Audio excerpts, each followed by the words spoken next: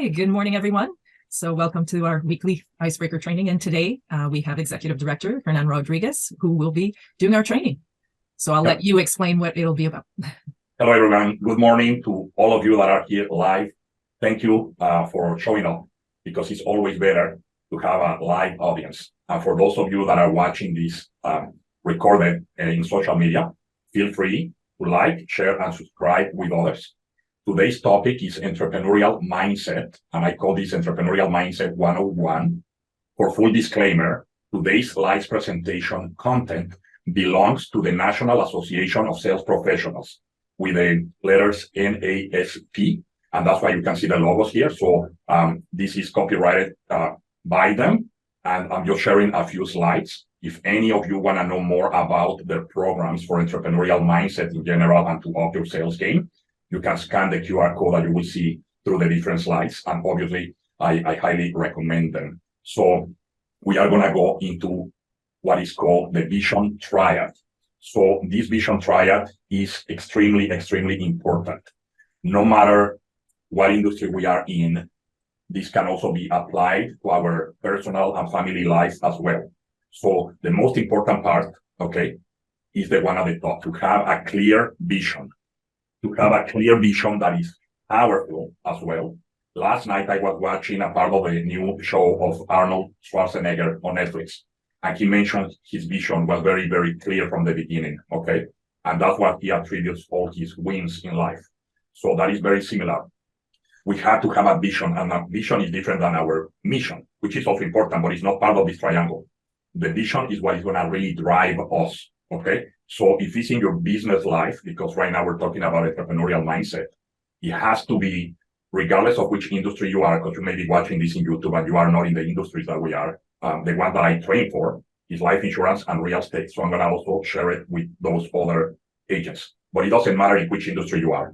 You have to know why you are doing the business that you are doing, okay? And it has to be, of course, it could be a monetary vision, but if you can take it farther than that, there has to be, also accountability, a tangible vision. So I'm going to share it with you mine to let you know how it is. I have clear in my mind, my vision is to build a 10,000 life insurance agents team across North America and the world once we expand. Okay, and you have to put a number to it. It has to be quantifiable. Also, you have to set a time frame for achieving that. So for me, the goal is in 3 years, okay? Now, for some people, that may be a very big goal. It doesn't matter what is for you, but what I recommend and what the experts recommend also at NASP is to have a goal that will take you out of your comfort zone, okay? You might not want to share it with everyone, because people who don't understand this, they might be thinking that's not achievable. So the first one that you have to share it is with yourself, and then possibly with people that are close to you, as long as their mind can handle it, okay? Because you don't want to have people giving you negative feedback. But this is your own vision, okay? So that's my vision. You must have your own. That's the very first thing. Then in the corner, in the bottom to the right, is the purpose. That is the why, okay? Because just having 10,000 distribution agent, is a strong vision, but it has to be supported by the purpose. Why? Okay? There have to be many whys. One is because that way more families will be protected, because I chose this industry as an industry that is a win-win for everyone. So it has to be an industry for me, okay, that is doing good for others at the same time that I am receiving the benefits. So more families protected. And also, in order for me to achieve that vision, okay, of 10,000 agents, obviously, I cannot train 10,000 agents myself. I have to be able to help the agents in my organization get to have big teams. So the purpose really is to help others to achieve financial freedom. So the agents in the organization will achieve financial freedom, and also their clients will have a protected future through the insurance products, and in the real estate side, for those who are watching this on the real estate side, is also to have 10,000 agents in the real estate side, and that's to help them also achieve to those agents freedom for their family. So that's the purpose.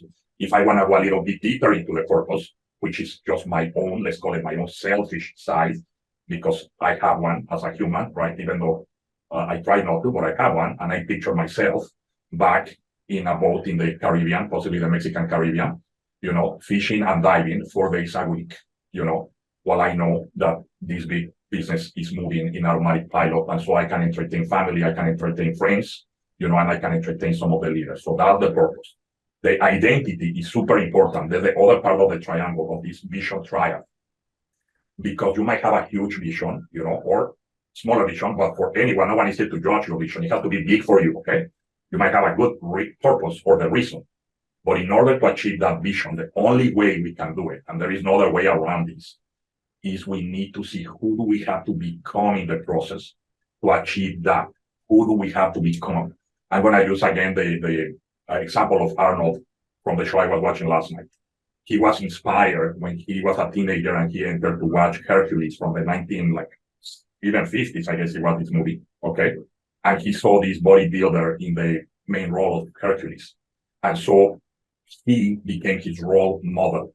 Who do I have to become? Because he got inspired. So he put himself in a life journey to become the actor. I forgot the name of this guy. I believe he's a South African bodybuilder from the 50s, and as this happened, he started, and I'll go into that in another slide, but modeling this person. So he had to become this person. We had to take an identity. In order for me to achieve my vision, I had to take an identity. And the identity that I need to adapt, that I have to take Hernan Rodriguez to, is the identity of a leader who's able to influence others, in order to achieve this vision. If we don't become the person who can get there, okay, then we are not going to get to our vision. So that's that. Now, we are going to move to this other part that is extremely important, okay? This is called the cycle of performance. And we all have been in the cycle of performance multiple times in our personal life, in our family life, for those of you that are religious, in your religious life, and also in business, okay? Every time we are in the cycle of performance, and we could be in multiple cycles of performance at the same time. I'm going to give an example as it relates to joining an organization, a business organization, but it could also be when you enter into a new personal relationship with someone, okay?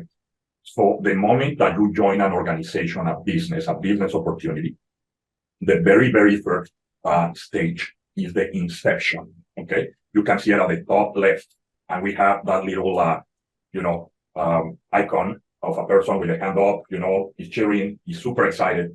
That's when you say, oh, I discovered an opportunity. Everything is going to be amazing. This is awesome. I'm going to have success, okay? But if we can see underneath the inception, it says unconscious incompetence. We are very, very excited for the new opportunity, but we are not conscious, okay, of the incompetence that we have yet, because the excitement is such that we don't know what we need to do next. We're just excited, okay? And then you can see in the corner of the on the bottom left, it says A, C, and E. Maybe it's a little small, but the A is for attitude, the C is for competence, and the E is for effort. At that level of the inception, our attitude is high. We are excited, okay? Our competence, we are unconsciously incompetent. We don't know yet that we don't know things. We don't know yet that we don't know things. And our effort is high. Now, we have to be ready no matter what when we enter somewhere to know the deception is coming. Deception is coming no matter what. We cannot escape the deception phase in any business, in any relationship, in anything that we do. It's going to happen. And for those of you that are recruiters like myself, we have to make sure when we are bringing people to a new business venture, new business partners, when they are excited, yes, I'm signing up, amazing, high five, and we welcome them. Sometimes we forget to let them know, that's awesome, welcome here. But I gotta just warn you that, you're gonna go through a deception phase. What do you mean by that? Yes, in order to be successful, okay, you're gonna have to go through the learning curve, whether it's, all the onboarding, you have to learn the platform, you're gonna have to go through all the different, in the case of insurance, but it could be any other industry, getting contracted with the different insurance companies, right? If it's in real estate, you also are gonna have to get, if you wanna be part of a real estate board, learn the systems, that inception, okay, sorry, the deception, as you go down. The key is to really, really know it ahead that there is no way to escape this cycle, okay? And we gotta pass through it as fast as possible. So what the experts recommend is to really celebrate when we know that we are in deception. Celebrate because it's part of the process. And there in the deception, our attitude is low because now we're saying, oh man, I gotta learn all these things, right? And then our competence, we are consciously incompetent. Now we know what we don't know. Before we didn't know what we didn't know. Now we know what we don't know. We know that we are going to have to learn, and our effort is low or non-existent because we are in that depression part, okay? So the key here is that we need to go to the next phase, which is transformation. Transformation is when we are going to start becoming. The key is becoming, okay, who we need to become, okay? And so right there is when we are learning. And again, the key is to push with all power now. Learn and get out of the comfort zone, okay, to become who we need to become. Because here we are conscious competence, meaning we have whatever books we need to have in front of us. We have the video that we are watching to learn, the scripts that we need to do if you go by scripts, but just examples, right? The manuals, everything. So if someone asks you something, you may be able to have the book next to you. Oh, let me check. So now you have to put an effort, but you have everything next to you. You know what you need to do. You haven't internalized it yet to the moment that is automatic. So your attitude fluctuates, okay? You're consciously competent because you have all the resources and you know where to find the resources, but you still need to go and put some effort to find them. And it's a high effort, okay? Now we gotta be very careful when we're in transformation. It's a dangerous area. It's good, but it's dangerous. Because if we stop putting the pedal to the metal here, if we stop going forward, we can slide down to deception because we have not internalized yet the processes and who we are and the knowledge. The key here is becoming. That's why as we pass through, okay, and this is just by practice, okay, practice until you internalize it, okay, that's when you're really going to your subconscious. And again, you can scan the QR code to know more about that, or you can also buy the book in Amazon. It's called Are You Up to the Challenge? I'll put another link, but it's in our Telegram groups. This gentleman, is the owner and CEO of the National Association of Sales Professionals. And he was also many things he's done, but he was a trainer of Navy SEALs and all that. So anyway, you can read the book, you can watch the book. If you want to go later more in depth, you can sign up. You actually can sign up for free to NASP.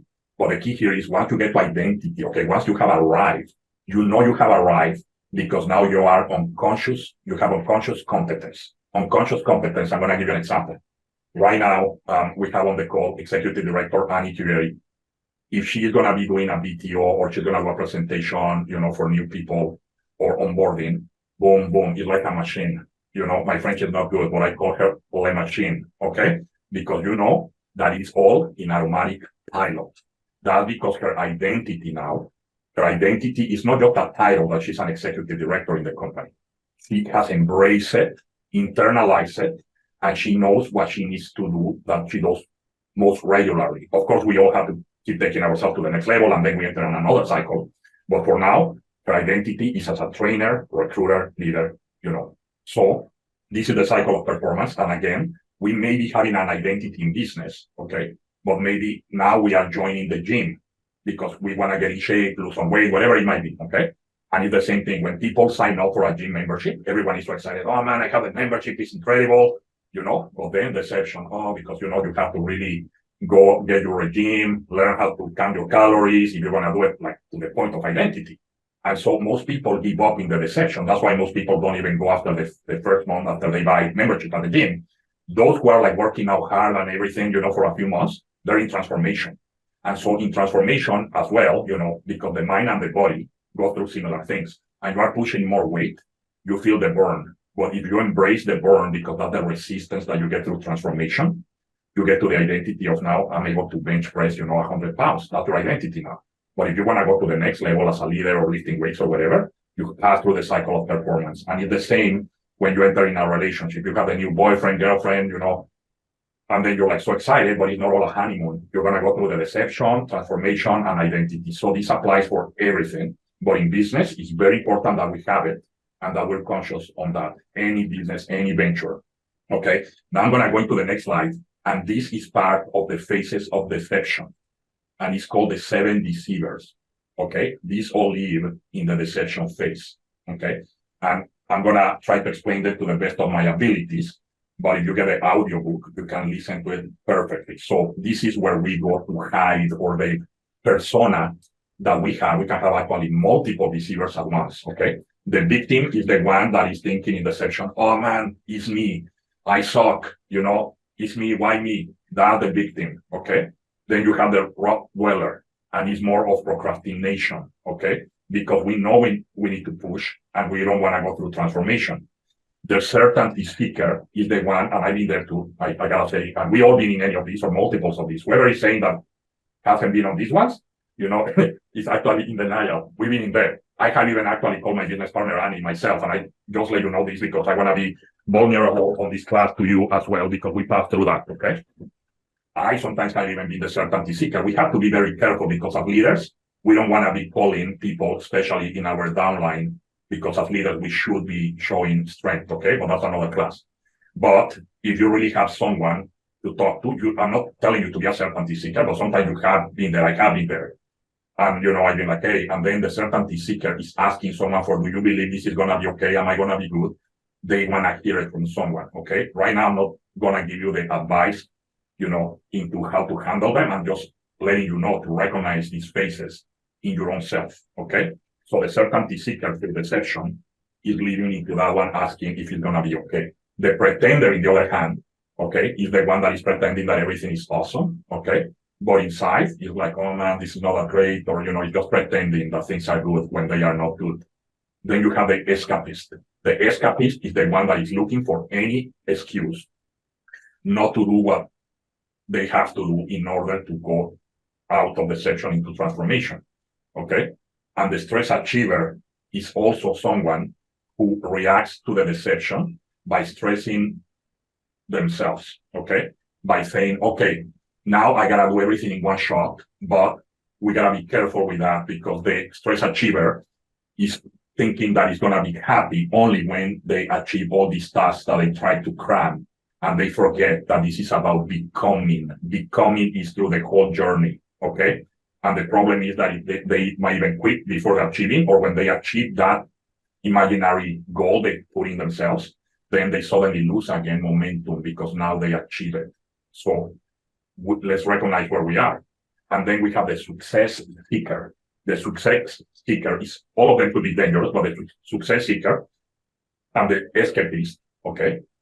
They are always, when things get a little tough, when the session hits, they start looking for other opportunities and to check out if the grass is greener somewhere else without giving all effort out, and waiting to get to identity. So hopefully this was clear. And we all pass through this. It's just part of the deception phase. So when we recognize it, we should celebrate and say, hey, this is happening because I am in deception. So what I need to do is to move forward to transformation and then identity. And now, part of getting to that identity is this, which is the law of focus, which is part of the law of attraction as well. And so it goes like this. What you focus on, you find. What you focus on, you find. So the example again, for those who just purchase, whenever they purchase their first car, whether it's new or used, it doesn't matter. Suddenly if you went to buy a, like a Beetle or whatever you're driving, okay? Suddenly you see Beetles all over the place, or if you just went to buy your Nissan, I'm not advertising for companies, I'm just saying, okay, little Nissan Sentra like I had when I was young, suddenly I see Nissans all around. So what you focus on, you find. What you focus on grows, okay? And also what you focus on seems real. Now we have to be careful again, and this is how you must focus in good things. Because if you focus on the problems, you're only going to see problems. And you're going to find problems. But if you focus in the positive of things, then you're going to find more positive. The positive is going to start growing. And it does happen. It does happen. And it will seem real. Okay. Why? Because our imagination is so powerful that the mind will not actually be able to differentiate a very strong, powerful thought that we have in our visions than with our vision that we are perceiving through our eyes, okay? And that's why dreams are so powerful, and also nightmares can be so powerful as well, because our mind believes it's a reality. So again, what we focus on seems real, and what we focus on, you become. I gave an example last week when I gave this class in Spanish, but I'm going to use again Arnold for this because I just watched the part of the show last night on his life. So when he decided to role model that other bodybuilder from the 50s, okay? he started buying magazines for bodybuilding. So he started finding gyms to train, suddenly things were coming to him in the bodybuilding world, right? He started not only growing his body by focusing into that, but also he was modeling his mind. And then things started becoming real for him because he started being invited to these tournaments, and he became Mr. Universe and then Mr. Olympia. And, icons like Joe Wheeler, which is also a Canadian, from Montreal, they call him the godfather of bodybuilding since 1939. I believe he passed away now, but he was the king of the industry of vitamins and like fitness magazines and everything. Arnold received a call from Joe Wheeler. It wasn't the other way around. So things started coming. He started attracting that. So this is what happens to us. If we want to become, and focus into like medicine, you're going to become a doctor. If you focus into leadership for business, you're going to become a leader. And so that's the law of focus, okay? The last slide that I'm sharing with you, because I'm only sharing a few, of course, because this is the material of the National Association of Sales Professionals, and I don't want to abuse this. The last slide that I'm sharing on the entrepreneurial mindset is the 3 intelligences, okay, that we must learn how to dominate. And the first intelligence is the intrapersonal, is what we think about ourselves and how we talk to ourselves. That's key in order to grow under the number one primary, how we talk to ourselves and how we think about ourselves, intrapersonal, okay? That's when no one is watching. We have to be our best role model because we have our conscious and unconscious mind. So I really recommend that you download the book, okay? Because Rob Hairston talks about how to really reprogram yourself, okay? And you'll see on an example that he gives, if you were going to have someone as a guest with you, okay, for 6 months, every day is going to role model you, okay? And they said, you have to be your best self, okay? Because you're going to teach this person everything, how to behave, be on your best behavior. He's going to be watching you 24 hours a day, shadowing you, okay? But at the end of those 6 months, you're going to get, I don't know what is the amount of money, if he talks about $1 million or $5 million. Okay, so that is the intrapersonal, how we behave to ourselves, how we talk to ourselves, because we have 2 personas, our conscious and unconscious. And so if we consciously talk good to ourselves, our unconscious is going to start listening and behaving in automatic pilot and creating those behaviors to take us to become what we need to become. The other one is intrapersonal. How do we communicate with others? Okay, let's say one-on-one. With others, with your spouse, with your business partners, with your children, close contact, or even if it's through digital mediums like Zoom or phone calls, interpersonal, one person to another. How do you think about them and how you communicate? So you have to be careful as well. Communicate positively, with energy, and think good, think the best about people, okay? The last one, the mastership, let's say, is when we influence others as leaders, okay? When we influence others. And leader doesn't mean that you have to show that you made a lot of money or recruited a lot of people. So it's just on how you influence others positively, to take also action. No decisions, because we don't take decisions for others. We just influence them, okay? And so that is the third level of the 3 intelligences, okay? And so, again, I give all the credit to the National Association of Sales Professionals.